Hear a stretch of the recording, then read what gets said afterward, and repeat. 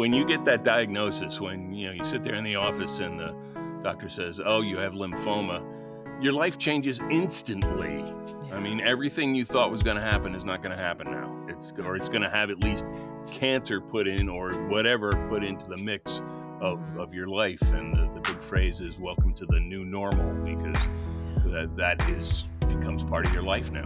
I say this in the book. We got lucky.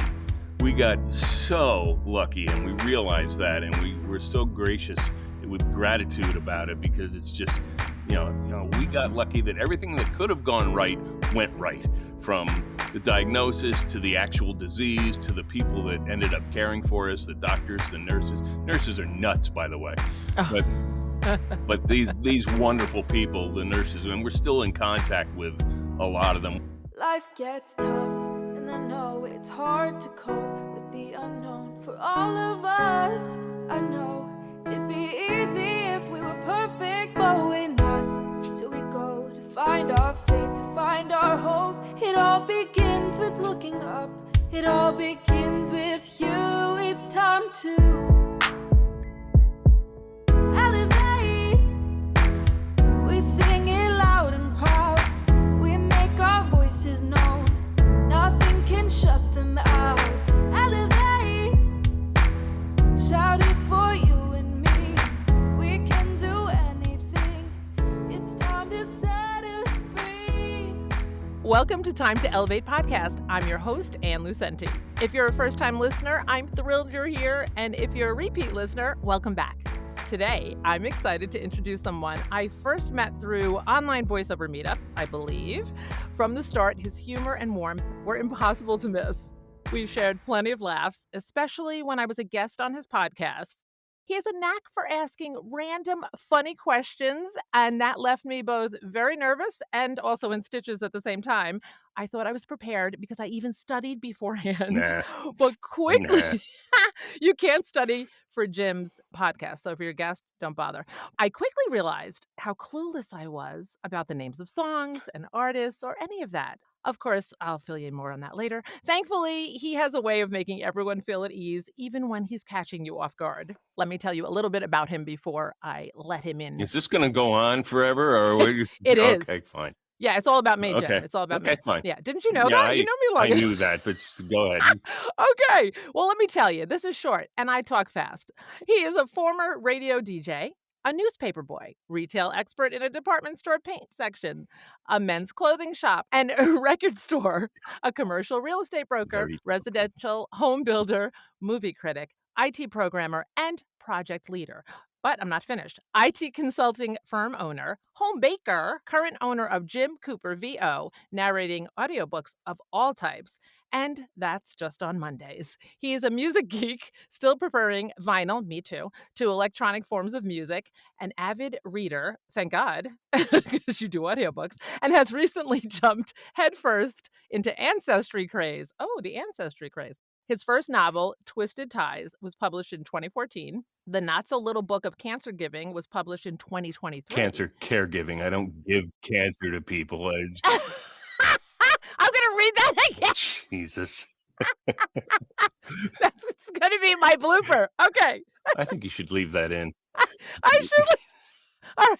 I'm going Just keep going. Okay. All right. The Not-So-Little Book of Cancer Caregiving was published in 2023. And not a laughing matter, Jim. He has been blessed with a wife of 40 plus years, 2 outstanding kids, 3 rambunctious granddaughters, and a never-ending string of insane rescue mutts that fit in perfectly with you.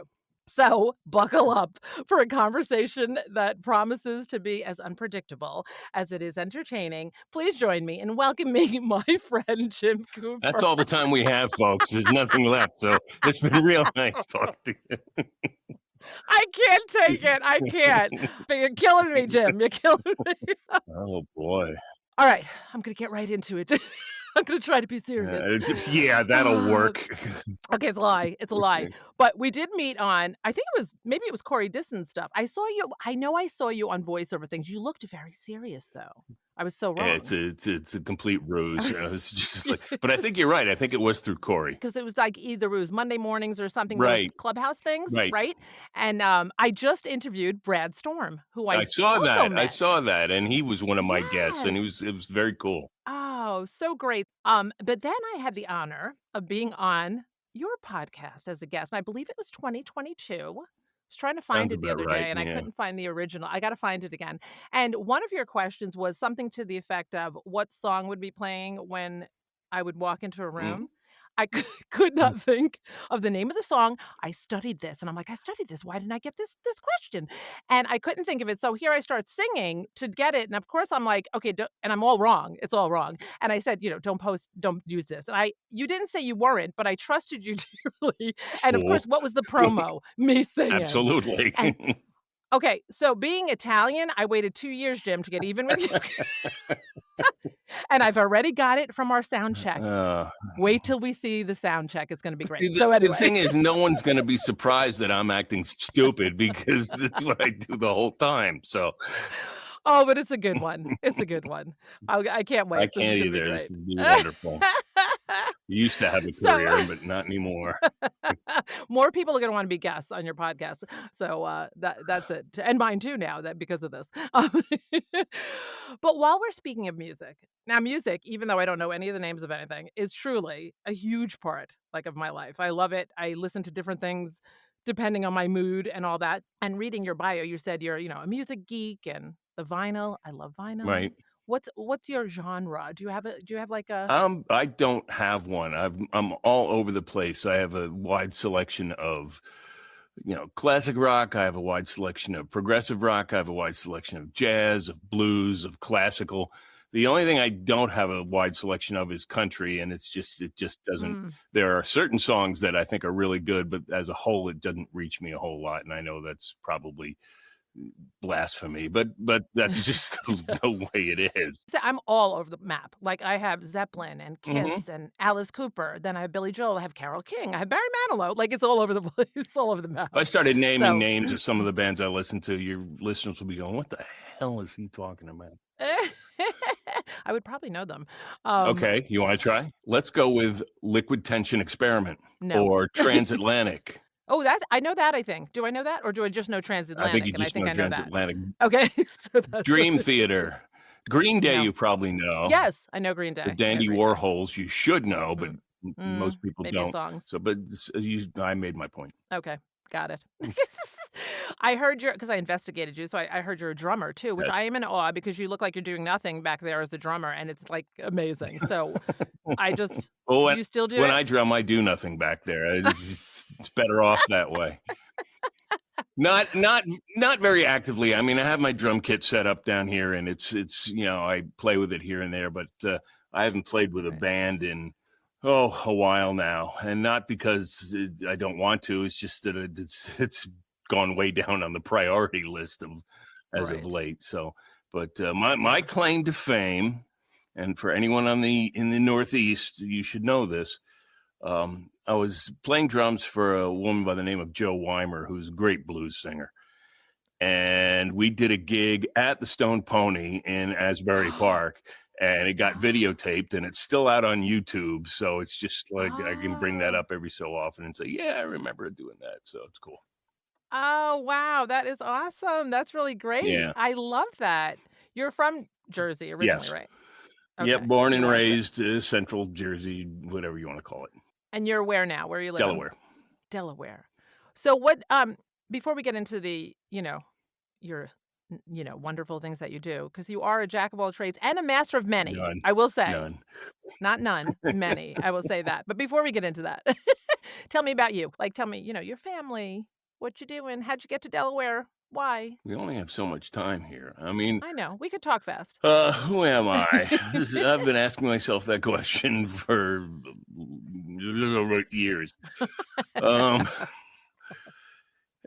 Born and raised in Jersey, just the typical suburban, childhood growing up with lots of friends and a cool neighborhood and that kind of thing. Is Mhm. very lucky in that respect.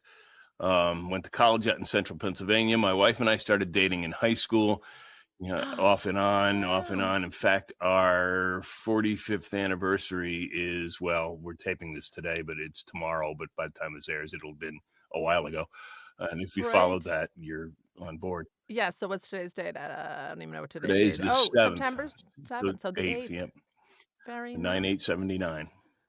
Now, everyone knows it and Wow. can send gifts to, Yes, he will accept them after the fact. It's and it okay. It's cash is okay. fine. And he has a Right. list. He'll have a link to the list of gifts. We have 2 kids, both of them are in their 40s. We have 3 grandkids. Uh, we I heard you have twins in there. So do we do I. have twins in there. I have my own, not grandchildren. I have my own These twins. are grandkids, Granddaughters, right? They're all girls, right? all The girls. All the grandkids are girls. Ah, poor you. Well, it's No, interesting they're when they great. show up with their mom, and it's like a house of 6 females and me, and it's Yeah. like, "Yeah, I Yeah. think I'll go lock myself in a closet for a while."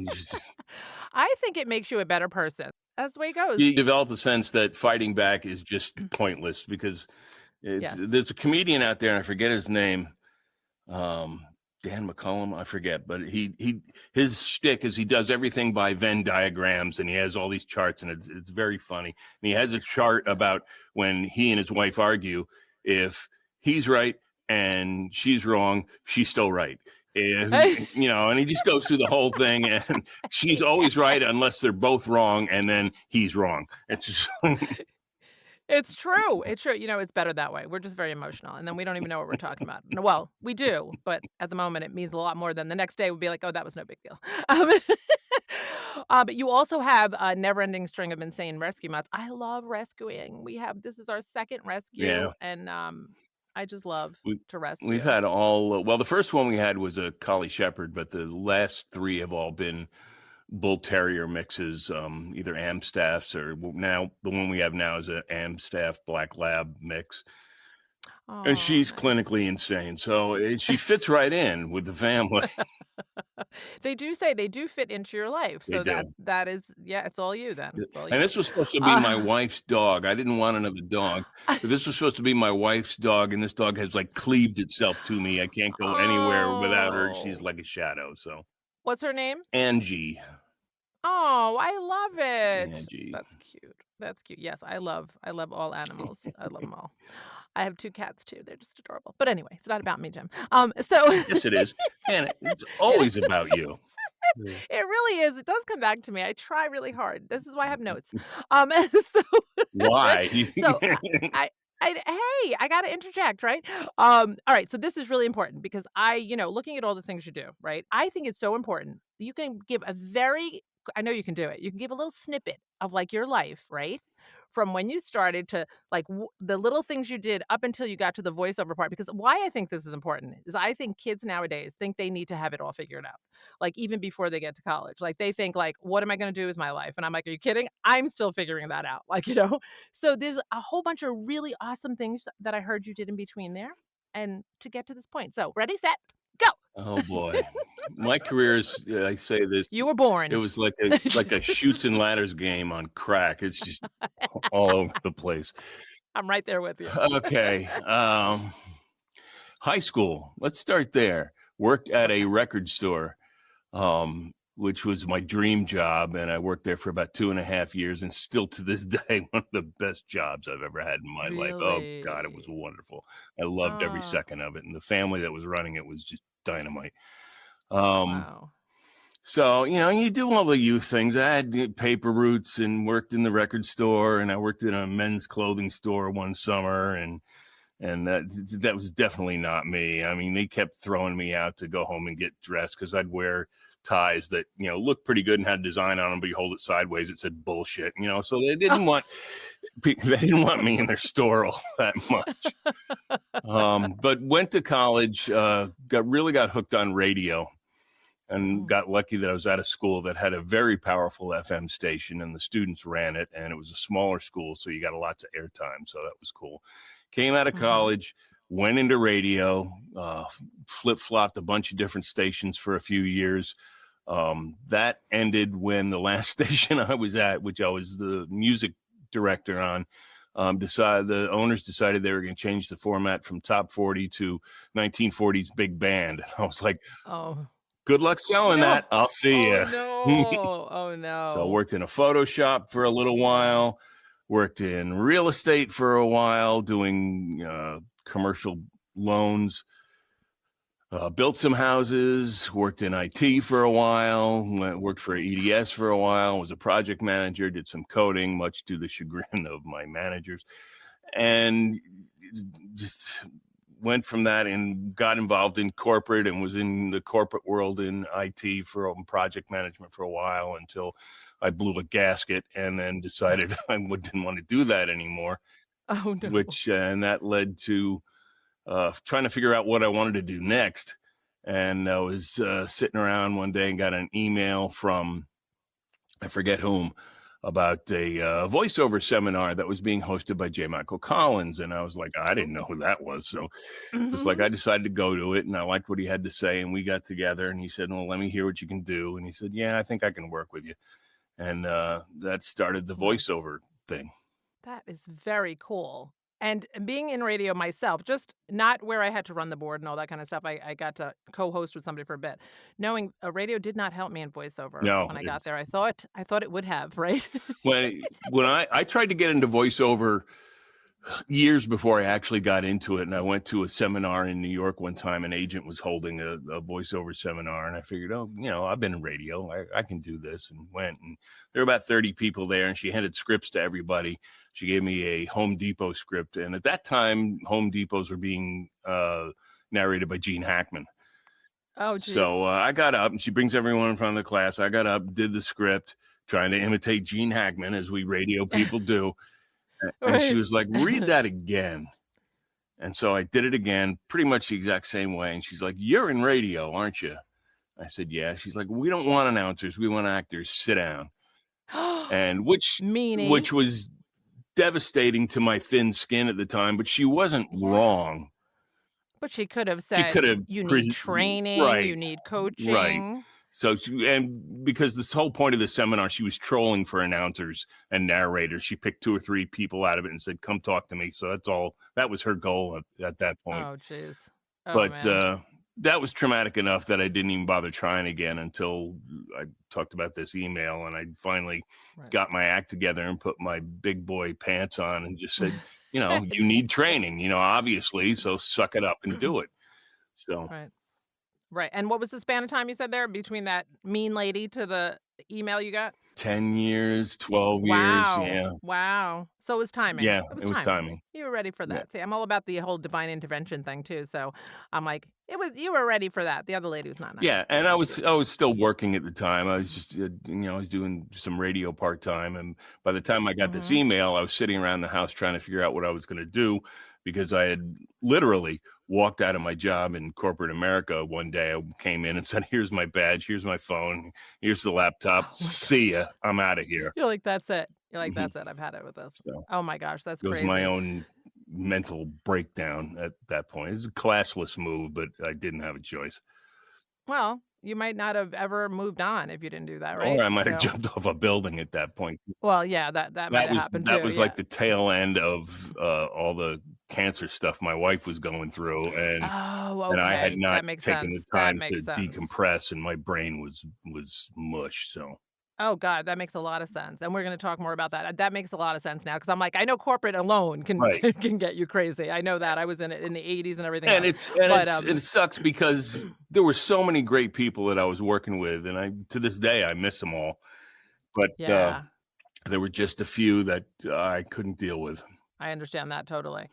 So once you went and you connected with J. Michael. Did you do other voiceover, or did you go straight to audio? No, J. Michael, we put together a commercial demo. So I spent, a couple of years, on the pay-to-plays and doing auditions, trying to do 10 auditions a day or 10 touches, at least business touches a day. And that went on for a year and a half. And I think I got 1 or 2 small gigs here and there, but nothing that really amounted to anything. And then just out of the blue, this author contacted me and said, hey, heard your demo. You want to do my audiobook? And I'm like, Okay. I don't know the first thing about it, but Yes. I'll do it. Yeah. And me, being the idiot that I am, said, okay, yeah, send me the book. This is Friday. I'll have it for you by Monday. Oh. What a dope. You didn't though, I did you? had it Did you by decide? Tuesday. I had it by Are you Tuesday. I serious? worked like a dog all weekend. How long was the It wasn't book? all that long. It was only about 180, 190 pages. So, That's still a short period of time to do that amount of and the work. recording part was the easy part. Once I started listening Right. back and realized I had all this hideous mouth noise and Oh all this gosh. background Me noise, too. and I had no idea what I was doing editing wise. I didn't know about Adobe Audition or Yeah. filters or pop filters or any of that. I'm taking each little click out by hand manually one at Oh. a time, which Oh, took forever and a day. no. So, but it was an incredible learning experience, and even Mhm. though that part of it wasn't good, I really enjoyed doing the audiobooks and being a book nerd. I was like, oh, this is pretty cool, Right. and that just Right. started growing and growing. I got more and more offers Wow. to do stuff, and it was just That's kept going with it. You do learn though, when you do something like that and it takes you like Yeah, ridiculous amount of hours, now you look back and go, yeah, that would never yeah, happen. I would never like whatever that, but you learn when you're doing it. It's painful, but you do learn. right. And and then okay, so I'm gonna say, why audiobooks do you love them? I am not an audiobook narrator. That is not my genre. But what I'm gonna say, people will say to me if they ask me advice, and if they ask about audiobooks, I can't really give a lot. All I can say, because liking to read is not the only Yeah, qualification no. because there's a lot more involved. People come to me and say, I want to do audiobooks. And always give them the Sean Pratt test. And I got to give him credit because he came up with this. It's like, fine, go pick a book you really like and want to read. Find yourself a comfortable chair. Put that chair in a closet. Go in the closet 4 hours a day. Read out loud to yourself for 4 hours. At the end of 7 days, if you still want to do audiobooks, come talk to Yes. me and then we'll talk about acting and coaching and that kind of thing because Oh, it is a yes. slog. There's no question about it. You're going to spend a lot of time talking. As you can tell, I Yeah. have a big problem with that. I And know, it's very hard for you. you too. Me too, I understand. But that, and people say, I can read audiobooks. It's like, yeah, but can you act? How much Right. acting Right. skills do you have? Because people don't want people that can read audiobooks. They want people who can Right. act and be emotive and portray characters and emotions and that kind of thing. And that usually turns a lot of people off pretty quickly. Yeah. Yeah, because I love listening to audiobooks. I'm a Oh, big yeah. audiobook person, yeah, and I love books, but I can't stay awake long enough to read. I'm so tired, and so I love audiobooks, and I would listen in the car a lot, which now I'm not there as much, so I like, I try to listen. I can't listen to an audiobook at home. Yeah. I And just can't I do had the it. same So experience when weird. I was working in corporate. I had a 1 hour commute each way, and I just started devouring audiobooks. I mean, it's just on my drives. Yeah, And so that I think probably had a little bit to do with it that I enjoyed those so much that it's like, right. wonder if I could do this. So, It's true, and I think podcasts are like my fix for audiobooks. They're an hour or less, and I can do it while I'm working sometimes. I'll be like, "Oh, listen to that." there you go. But, I could definitely do that. But, I was gonna ask you about so with the audiobooks, though, I just wanna say this for a second. It's the talking, it's the reading out loud, but do you also, and I've heard, you have to read the book through Oh, first? sure. Do you do that? Absolutely. Okay, so go through the book, you make notes and do Oh, your yeah. whole blah, blah, You've blah, you've gotta go then you're going you've reading. gotta go through and, there's certain people that don't have to do that. Guys like Scott Brick. He could probably sit down and do a book cold and just nail it outright. But for the rest Mhm. of us, it's like, no, and I took training from Scott and Pat Fraley. You go through and I create a chart of all the characters and, what are all the Wow. characteristics of all the characters? And so you can, read with that emotion that character is bringing to the table and and you go through and you want to see the scenes to see how they play and you mark up the text to certain things that you want to, I'm sure you make notes of. So it's Wow. and that was the other part of doing the first audiobook is like, oh, I think I better probably read this. And that I didn't take that into account at all. So it took me just like a day and a half just to read the book. But Right. usually you got to work that to your timing of, okay, you got to prep the book, which usually takes a Mhm. few days at least. Then you got to record it. Then you got to edit it, unless you're farming out your editing, which for those lucky few that do that, it's wonderful. Mm-hmm. Right. And then produce the files. And Wow. Yeah, it's a lot of work, but you're good. I did listen to a couple, like, clips of things you did. You're good, Jim. You're good. thanks. I like the sound of your voice because I have to, and I'm sure everybody same thing. If I get an audiobook, if I don't like the voice, if I don't I cannot Oh do it. yeah. I just cannot do it. Just Bad audiobook narrations are oh, and it's strange. You don't have to be a terrible. novice. I remember a long time ago, I was got an audiobook from Michael Crichton's Sphere, and Ed Asner was the narrator, and it was so hideous. Oh, I no. just Oh, it was just, no. Yeah, and then you don't wanna listen to 'em, and then it's like, "I can't do it." It's yeah, horrible. Yeah, it's yeah. horrible. And, so getting into that, let's get into you are also an author, and I love alright, your first book, you self-published, correct? Your Yes. novel? Okay. Twisted Ties, and I went in I did not read it yet, but I did go in and look at the cover, Jim, and I'm a little concerned. Um, The it is a cover bloody and the book isn't bloody gory. The cover is really kind of a really overindulgence. I just kinda liked it, but it's people get turned off by it. It's like, "Oh, is this gory?" It's like, "No, it's not a gore horror thing. It's just a mystery."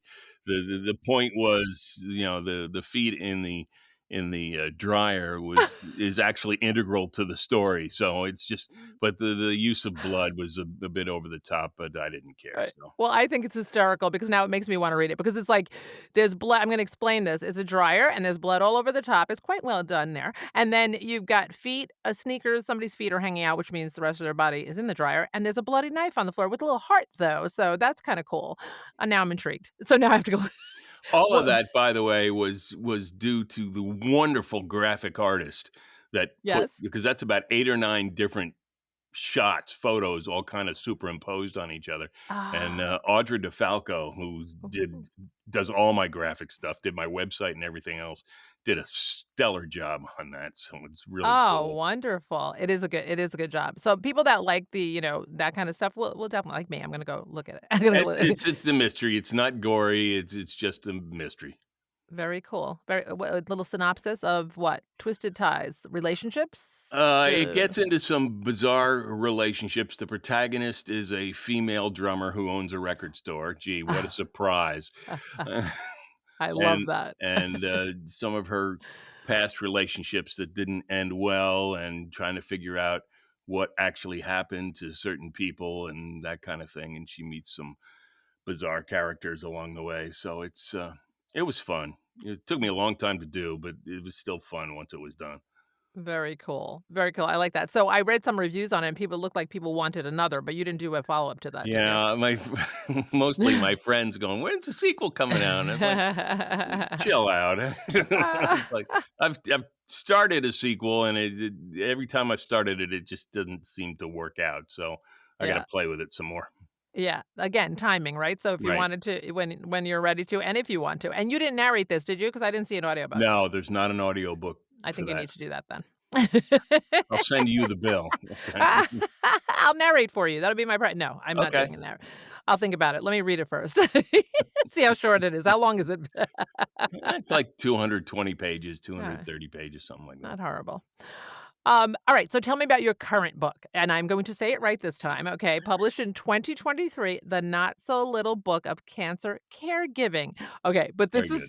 this is very, I want you to tell me about it, and, This was the result of, and even though the book was published in 2023, the audiobook just came out about a month ago. I'm gonna jump in. I listened to a clip of that. You are very good. I'm serious about this. I'll be serious for a moment. You are. I listened to your sample clip and very good. Very good. That's an easy one to do because the Mm, emotion is so instilled in me in that whole right. thing. But this was a labor of that resulted in, well, my wife was diagnosed with brain cancer in 2014. So going through treatment at Sloan Kettering in New York, and just there, and while I was like lying in the sleeper chair staring at the ceiling at 2 in the morning, because you don't sleep while you're in the Right. hospital, Right. And I think I gotta start writing about this. So I just did little social media posts and called them fringe observations. And it did two things. One, it allowed me to write and have some creative time for myself. And two, it kept everyone informed of what was going on, so I didn't have to Mm. make 10,000 phone calls every day. Right. That's exhausting. So by the end of treatment, I had all these posts and I was like, what am I going to do with these? And I thought, well, you could always publish them. But I'm like, yeah, but everyone's read them already. Why would they want to read them again? So I wanted to do something that A, people would want to read, and B, could be useful. And tried a couple different formats and didn't work, and finally hit on the fact that, okay, here's a book that's a good resource for other caregivers. It's 21 tips that are things that I encountered during my caregiver journey that Mhm. other caregivers have also encountered during their caregiver journey, because I've talked to a lot of different caregivers, and it seems to be a fairly standard group of things that caregivers going through the process could be aware of, and realize that there's solutions to all these, and there's things you can do for yourself. And so I'm hoping it helps people through their journey. And I've gotten a lot of feedback from people who are going through it and say this is great, and I've gotten feedback from people who have been through it and say I wish I had this when I was going through it. Right. So it's Right. getting a lot of good reaction to it, which was the point of doing it, was to help other people. Mhm. Absolutely. And can I ask you, so I know the title is, a cancer caregiver. Do you feel it could help other people? I'm thinking for myself, I have personal things in my family and stuff, though I know that I have cousins who are caregivers. Do you think that could be relatable as well as because it's your Absolutely, Okay. absolutely. I mean, I've done a couple podcasts that are focused on dementia and Mhm. talked about caregiving, and it's, 95%, overlap between, caregiving is Right. caregiving, and a lot of these things are universal, whether it's dementia, cancer, Alzheimer's, whatever it happens to be. I mean, a lot of it is the same. So it is Right. definitely, can be used across the board. Right. Yeah, that's great. That's great to know because yeah, I can looking at it and listening to some of your clips and stuff and looking through it, I definitely can see that for anybody. This is Right. it's like because when you get to that point, yeah, as you know, when something happens like that, you're completely lost. You're like, "What? Oh What's yeah, happening?" yeah. Like, When you get that diagnosis, when you sit there in the office and the doctor says, "Oh, you have lymphoma," your life changes instantly. I yeah. mean, everything you thought was going to happen is not going to happen now. Oh Or my it's going to have at least cancer put in, or whatever put into the mix Mhm. of your life. And the big phrase is "Welcome to the new normal," because that is becomes part of your life now. Right, right. And we mentioned, well, we know that she is great now, right? Yes, she's doing She's been cancer free for a bit. 9 years. Great. 9 years. That's She'll have wonderful. her 10th anniversary, knock wood, next, Yeah, July, so, wonderful. yeah. Yeah, We that's just and amazing. and, I say this in the book, we got lucky. We got so lucky, and we realize Mhm. that, and we're so gracious with gratitude about it, because it's just, you know, cancer still kills people, so, we got Mhm. lucky that everything that could have gone right went right, from the Right. diagnosis to the actual disease to the people that ended up caring for us, the doctors, the nurses. Nurses are nuts, by the way, but Oh.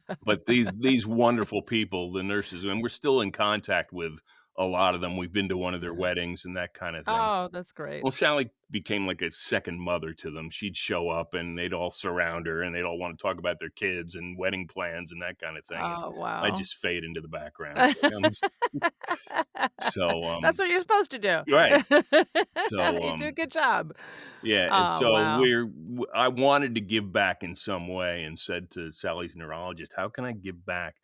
I can't do it financially to any great degree, but Mhm. and so they had actually started a caregiver support group at Sloan Kettering, Okay.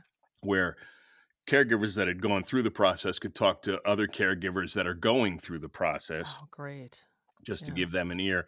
And I signed up for that program and talked to a lot of caregivers over the Oh, phone, wow.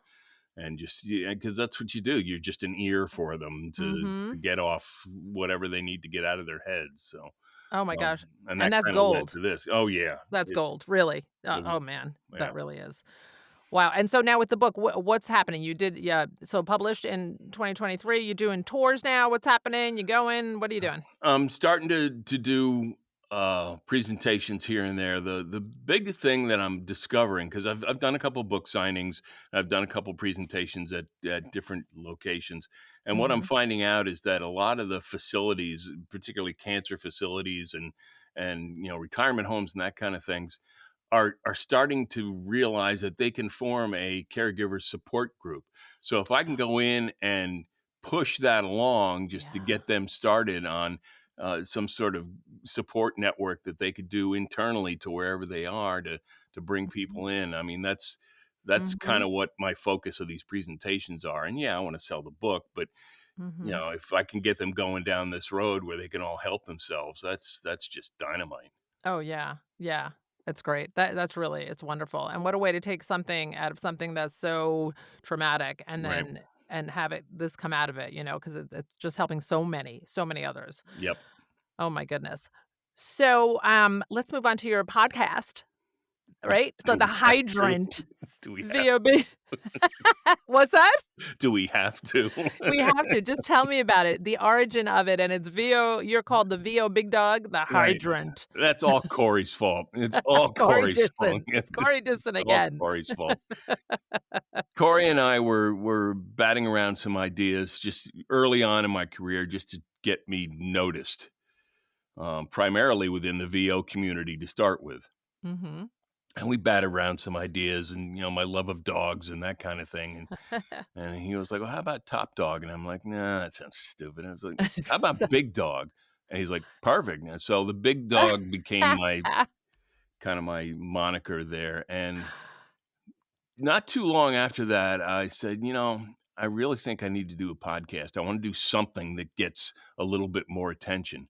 Mhm. Um, but I didn't want to do the same type of podcast that everyone does.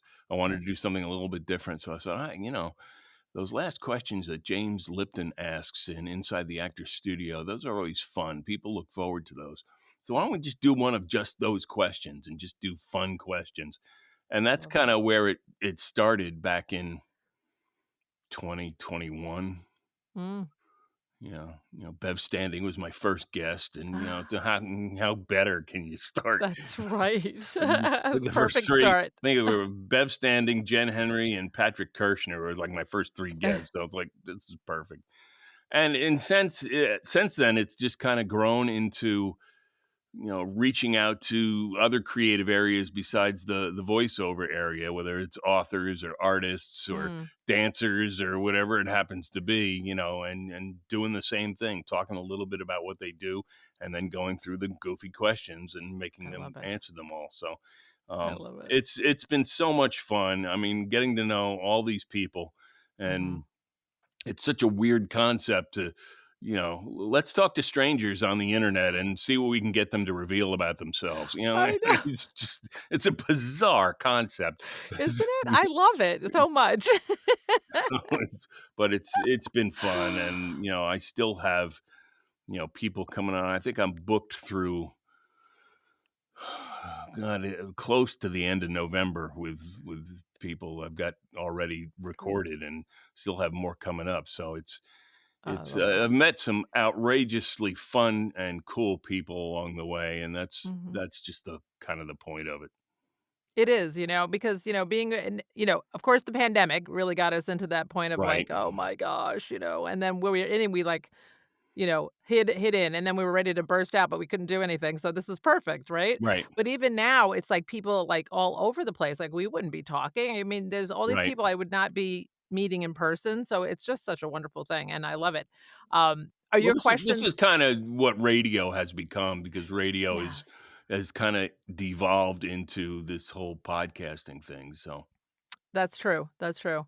And I like to do it I know some people don't do, like, video or any of that. I love doing it, even if you're not using all the video, I like, right, I need to see your eyes. I need to see yep, your eyes, Jim. Um, are your questions do you have all the same questions each time? no, like okay, you don't. See, 'cause yeah, when I studied, I obviously got thrown off, so it was wrong. yeah. I I have a list. I have a list of about 80, 90 questions, and I usually Oh, go wow. through and pick like 15 to 20 questions per guest, and I try to try to do a little. Some of the questions I'm so fascinated by. I have to ask everybody things like, toilet paper over or under, or I'm gonna ask that of everybody. But some of the other questions, I mix and match and do some things with. So, and I'm always on the lookout for new questions and new Yeah. thoughts that come up. I love it. It's so fun. It really is so fun. So I have a signature question, and I know a lot of your story probably answered this already, but there might be other things in your life or whatever. So my question I usually ask everybody is like share a moment in your life or career where you had divine intervention or resilience or time you had to pivot. And if there's anything else that pops up in your mind and you want to share it. The most obvious.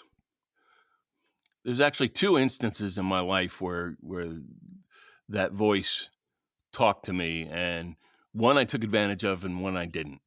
Mm, I remember years and years and years ago, I was sitting around the house, and I had an uncle that lived in Rhode Island, and I hadn't seen him much growing up, maybe 4 or 5 times, but I still really liked him.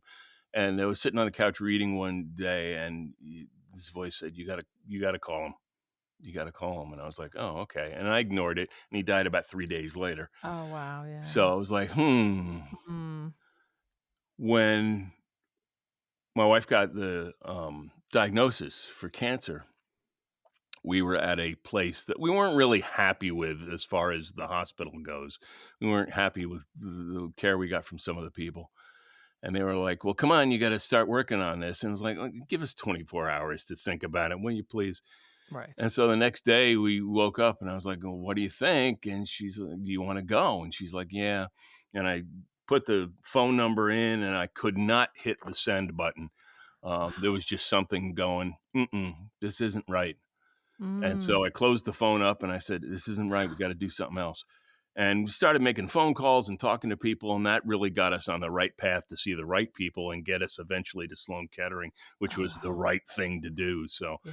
I am a Yeah. firm believer in listening to the gentle voices, not the ones that scream at us, but the Right. gentle voices that are just kind of directing, this is where you should go. And I don't believe in fatalism that everything's already planned out, but I do believe there Mhm. is there is this force, sorry Luke Skywalker, out there that that people can tap into, and Yes. it can help them in many different ways.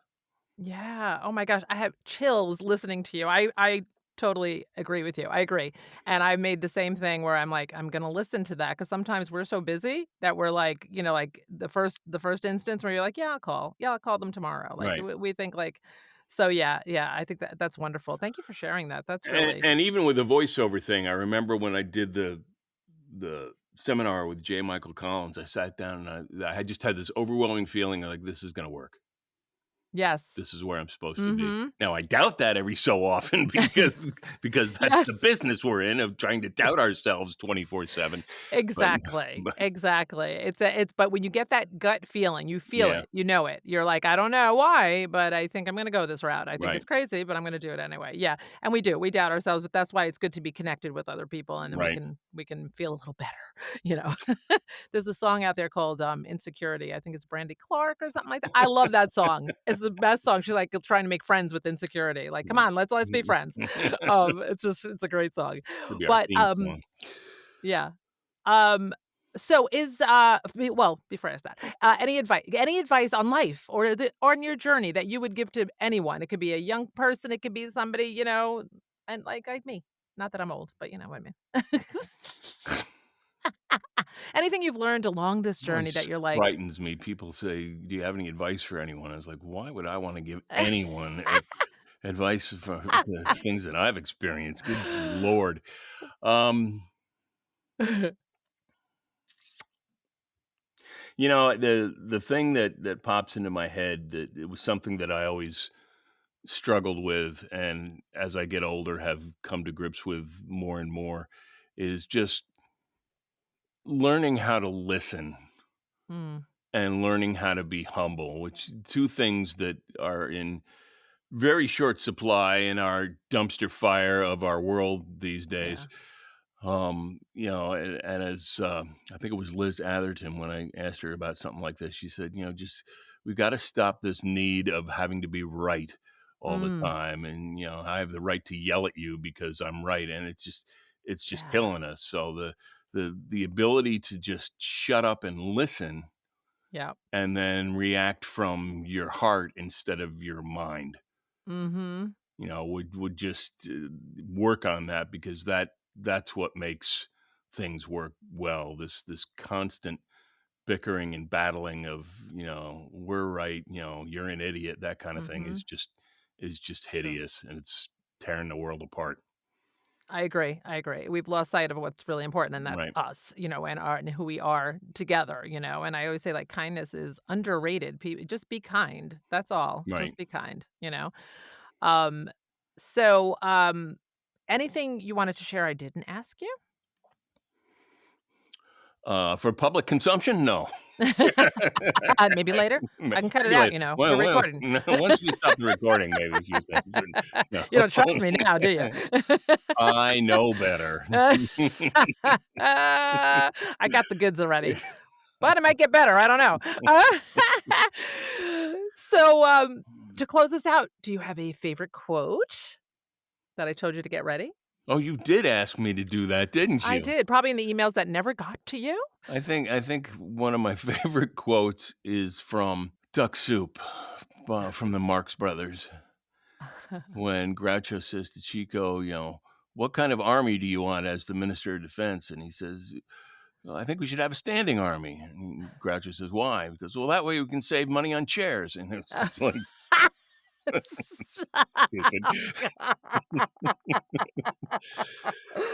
Oh, the best quote ever. It's just like that sums it Hey, up right there. that's it. Hey, be frugal. Yep. I love it. I love it. Oh my god, Jim, so fun hanging out with you. I Oh, this want was you to great. Oh, this is so much fun. I swear. I mean, that was the other thing I wanted to say along the way here. I know there's so many serious things that are happening and so many life important things, but laughter, I feel like as soon as I'm with you, I just start laughing, and laughter is such a big deal for me. What about you? Do you feel that helps you in so many ways? I look back at all the Hydrant episodes, and the ones that all stick out are the ones where we were just laughing our asses off through the whole thing. Yes. Jen Henry's was I Oh, I watch it love every so her. often just because it makes me giggle. Oh. Crystal Lee's was hysterical. The ones that were funny that can make me laugh that still bring a smile. I mean, it's just so critical, because one of the things that Jay Michael said to me after our like second or third session, he stopped me. We were doing scripts, and he stopped me and he said, "You're not having fun." Oh. And I really wasn't. I was trying to be serious, and I was trying to nail this and be the star right out of the gate. Mhm. And he's like, "This is pointless unless you're going to have some fun. So go away, come back, and we'll try it again later." And he was absolutely 100% on the money. And Wow. I keep that in mind as I go through, when I get into that spot of being too serious, which happens far too often. Mhm. I think of that, and it's like, no, have some fun with this, because without the fun, it's pointless. Yep. I agree. I agree. I do the same thing as much as in life, like, laughter is such a big deal, even to the worst situation, I'm like, "Oh my gosh," laughing, but and sometimes, though, when I'm doing my voiceover, I'm like, "Who is this person? Right. Why am I not being me in this? This is ridiculous." So, Right. oh my gosh. So I so appreciate you. Oh, this was a blast. This was so great, and I wanna know, where can everybody find you? What's your best links? And I'll put them all in the show notes and everything, and your book as well. A couple websites. The voiceover stuff is jimcoopervo.com. Mhm. The book you can find at faceplantbooksllc.com, I love the name of that. which is my publishing company, Faceplant Face Books plant. LLC. You made that up? Face I plant. can't take credit for it, because actually my son, he and I were talking one day, and I was like, "I need a name for the company," and he Oh my just came gosh. up with Faceplant, and I was like, "That's it." It's That's perfect. it. It's And he perfect. actually did the logo of the leaf with the face on it. So Oh my gosh. those are the So two main spots to get me. I'm all over social media, but okay. that's up to you whether you want to go down that road or not. And the links to your to the hydrant are within your, website and stuff? The Hydrant podcast is available everywhere, whether it's Apple or Spotify, or you just do a search on the Hydrant podcast, and you'll find it. Okay, sounds good. Sounds good. And I do want to give a shout out before we hang up to my beautiful daughter, Victoria Lynn Purdy, who wrote Time to Elevate theme song, wrote and sang, I should say, because she's a singer-songwriter. So I like to give her a little shout out. She has an interview on here too. She's one of Good my for first. She's her. my first guest interview. So anyway, gotta do You that. gotta experiment on the kids. I mean, that's why you've got them. They're the best. They're the best. I know. I love it. So thank you again, Jim. I love it. I love it. It was so fun. We have to hang out again. Absolutely. Anytime you want to do this, it's just we'll have some fun. Absolutely. All right. See you Thanks. later. Life Bye. gets Bye. tough, and I know it's hard to cope with the unknown. For all of us, I know it'd be easy if we were perfect, but we're not. So we go to find our fate, to find our hope. It all begins with looking up. It all begins with you. It's time to